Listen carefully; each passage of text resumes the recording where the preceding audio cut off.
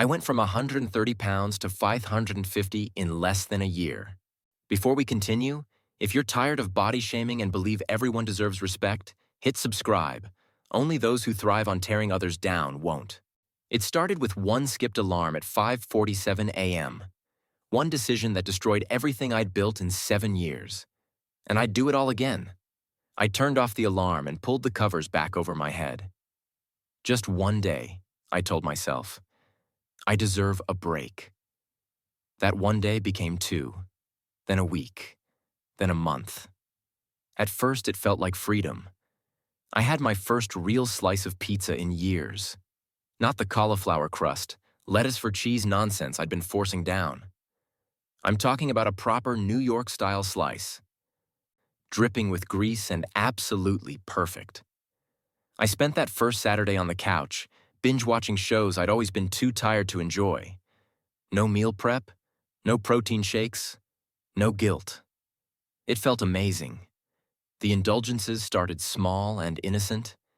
An extra serving at dinner, skipping the gym on rainy days, ordering takeout instead of cooking. But these little pleasures had a way of multiplying, like they were breeding in the shadows of my apartment. Before I knew it, I was ordering delivery 4 nights a week. My living room became my kingdom, the couch my throne, and the remote control my scepter. The gym membership card gathered dust in my wallet. I'd catch myself making excuses. I'll go tomorrow. It's too cold out. I'm too tired. The truth was, I'd forgotten what it felt like to actually want to go. The discipline that had once defined me evaporated like morning dew under a hot sun. Then came the weight. Oh God, the weight. It crept up on me at first. 10 pounds, 20. I told myself it was just temporary, that I'd get back on track soon. But soon never came. My clothes started feeling tight, then uncomfortable, then unwearable. I bought new ones in larger sizes, telling myself this was just a phase. 30 pounds became 50. 50 became 100. I went from 130 pounds of lean muscle to something I couldn't even recognize. My body expanded in ways I didn't think possible. My face became rounder, my neck disappeared, my stomach pushed out further and further. Every movement became labored. Tying my shoes became an Olympic event. Walking upstairs left me gasping for air. The scale kept climbing. 200, 300, 400. I stopped checking after a while. What was the point? I could feel it in every step, every breath, every moment of my existence. By the time I hit 550 pounds, I'd become a ghost in my own life. My phone stopped ringing as much. Friends who used to hit me up for basketball or to grab lunch started reaching out less and less. When they did call, I'd make excuses. I couldn't face them. How could I explain what had happened? How could I show up looking like this when they remembered me as the guy who could bench press twice his body weight? Marcus, my best friend since college, tried to check in on me a few times. Yo, A, you good? Haven't seen you in a minute. I'd text back something vague about being busy with work. Eventually, even he stopped trying. The isolation fed the eating, and the eating fed the isolation. It was a vicious cycle. And I was caught right in the center of it, spinning faster and faster. I'd order enough food for 3 people and eat it all in one sitting, surrounded by empty takeout containers and the glow of my TV screen. The characters on my shows became more familiar than my own reflection. And speaking of reflections, I avoided them like the plague. I'd positioned my apartment so I barely had to look at myself. I'd turn my head when passing store windows. I'd look down when walking by mirrors. But you can only avoid yourself for so long. It happened on a random Thursday afternoon. I was walking past my bathroom, and the angle of the light caught me just right in the mirror. I stopped.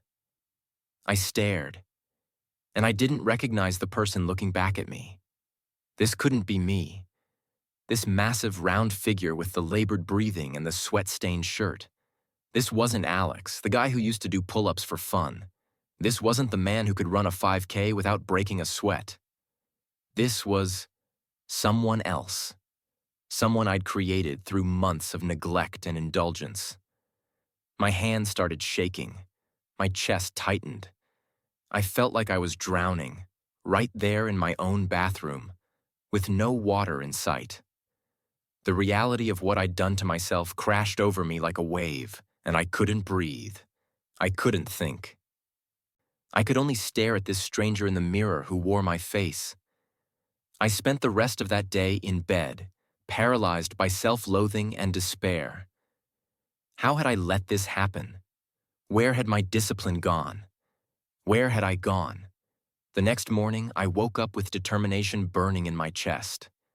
I was going to fix this. I was going to get back to who I used to be. I dug out my old gym clothes. None of them fit, of course, and bought the largest workout gear I could find online.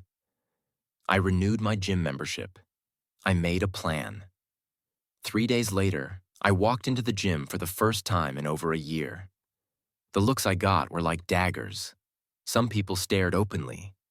Others tried to be subtle about it. But I could feel their eyes on me.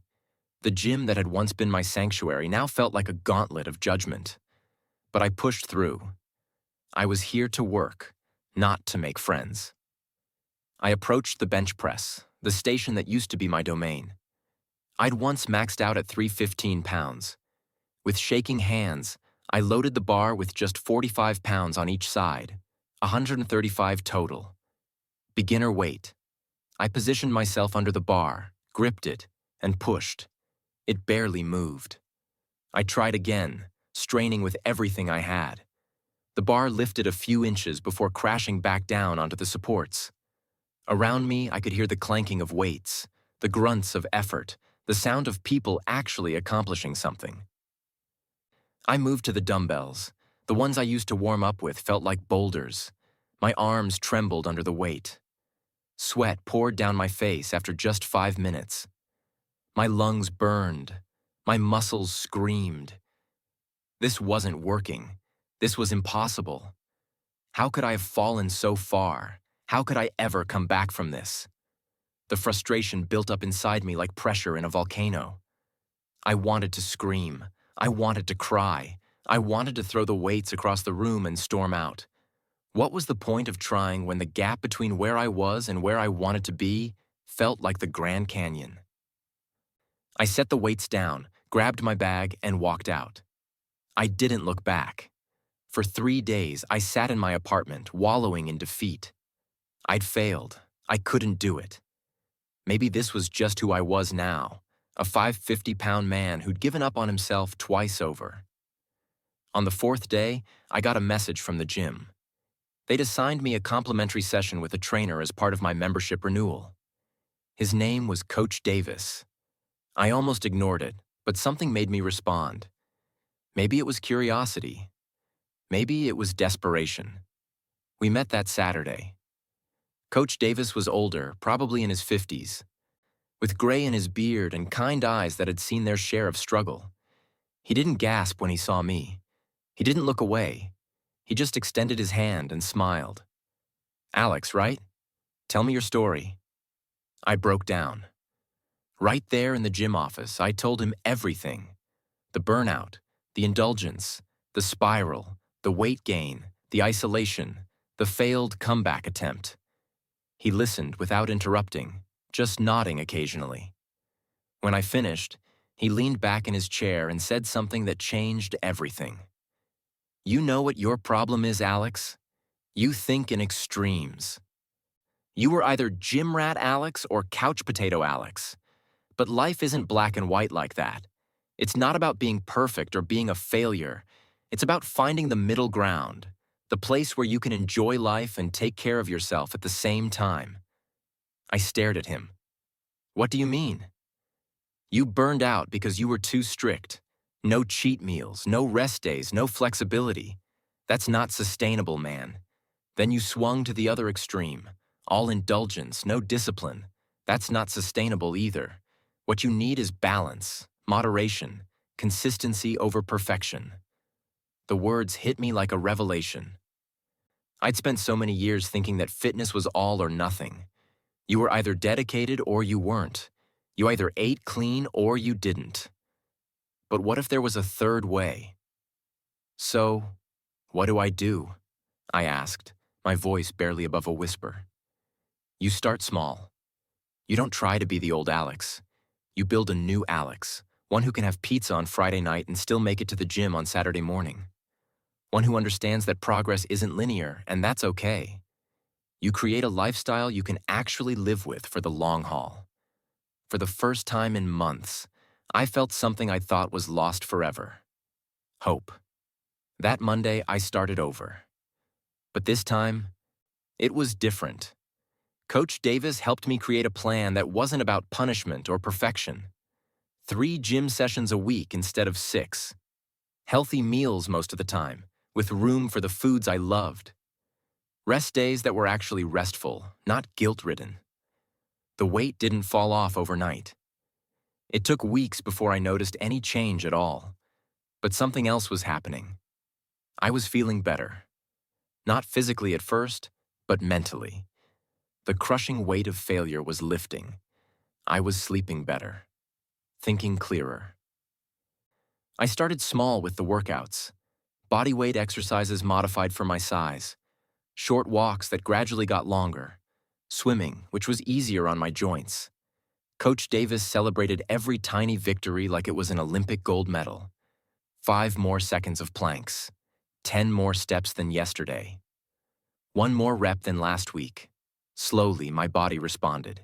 The first 20 pounds came off. Then 30. I had to buy new clothes again, but this time it felt different. This time it felt like progress. I started reconnecting with people. I called Marcus back and actually agreed to meet up. When he saw me, I could see the questions in his eyes, but all he said was, "It's good to see you, bro." We grabbed lunch. I ordered a burger, ate half, and took the rest home. The old Alex would have never allowed himself that burger. The previous year's Alex would have eaten 3 of them. The new Alex enjoyed one and moved on with his life. 6 months in, I was down to 380 pounds. Still a long way from where I'd been, but worlds away from where I'd hit rock bottom. I could walk upstairs without stopping. I could see my reflection without flinching. I could go to the gym without feeling like an imposter. More importantly, I'd found peace. The constant mental battle between restriction and indulgence had quieted down. I'd learned to listen to my body instead of punishing it or indulging it to extremes. Some days I crushed my workouts. Other days I scaled back. Some meals were perfectly balanced. Others were pure comfort. And all of it was okay. Coach Davis taught me that fitness wasn't a destination. It was a journey. There was no finish line where I could declare myself done and go back to my old ways. This was life now. And that was actually beautiful once I accepted it. I was standing in my kitchen one Friday evening, feeling good about myself when my phone buzzed. It was a group text from my old crew, the guys I used to hang with before everything fell apart. "Yo, weekend of bad decisions at Jake's cabin. All you can eat, all you can drink, zero judgment. UNA?" I stared at the message. The old invitation to chaos. The kind of weekend that used to sound like torture when I was gym rat Alex and would have sounded like heaven when I was rock bottom Alex. But what did it sound like now? Jake's cabin weekends were legendary. We'd done them before, back in college, before I'd gotten serious about fitness. 3 days of absolute mayhem. Junk food competitions, beer pong tournaments, the kind of stuff that made for great stories and terrible choices. My finger hovered over the keyboard. Part of me wanted to go, to prove I could handle it, that I'd mastered this balance thing.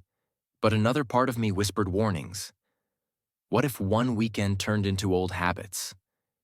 What if I couldn't stop once I started? Then Coach Davis's voice echoed in my mind. Balance, moderation, consistency over perfection. I took a deep breath and started typing. What I wrote would determine everything. Would I stay on this path I'd worked so hard to build? Would I trust myself to enjoy a weekend away without destroying my progress? Or would I play it safe, declining the invitation and maybe missing out on reconnecting with friends who I'd pushed away? My thumb pressed down, sending the message into the void. Whatever happened next, I'd made my choice, and I'd have to live with it. Comment no more body shame if you stand against the judgment and cruelty that hold people back. Let's lift each other up, not tear each other down.